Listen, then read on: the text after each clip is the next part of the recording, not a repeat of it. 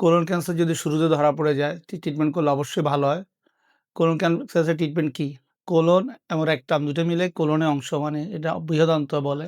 তো কোলন ক্যান্সারের ট্রিটমেন্ট আসলে বেসিক্যালি একটা হলো সার্জারি আর একটা হলো কেমোথেরাপি। যদি স্টেজ 1 এ এবং স্টেজ 2 তে ধরা পড়ে সার্জারি করলে রোগী অনেকদিন ভালো থাকে। দীর্ঘস্থায়ী একদম স্বাভাবিক জীবনযাপন করতে পারে। স্টেজ 2-3 তে যদি পেশেন্টকে 2-3 ক্ষেত্রে যেটা ভালোভাবে সার্জারি যদি না হয়, সেই ক্ষেত্রে কেমোথেরাপি দিতে হয়। আর 3 তে তো অবশ্যই দিতে হয়। 4 এ আমরা স্টেজ 4 এ আমরা ইউজুয়ালি রোগীর অবস্থা অনুযায়ী সার্জারি করা যাইতে পারে কিন্তু এর চেয়ে ভালো হলো কেমোটা অবশ্যই এখানে অবশ্যই দিতে হয় স্টেজ 4 এ। এটা হলো মোটামুটি কোলন ক্যান্সার ট্রিটমেন্ট। আর রেকটামের ক্ষেত্রে সেখানে রোগীর অবস্থা অনুযায়ী স্টেজ অনুযায়ী ট্রিটমেন্ট হবে আরকি।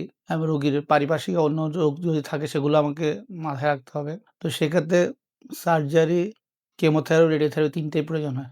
যদি আর্লি স্টেজে মানে ওই স্টেজ 1 থেকে 3 পর্যন্ত থাকে, মোটামুটি আশা করা যায় রোগী ভালো থাকে। দীর্ঘস্থায়ী অনেকদিন ভালো থাকতে পারে।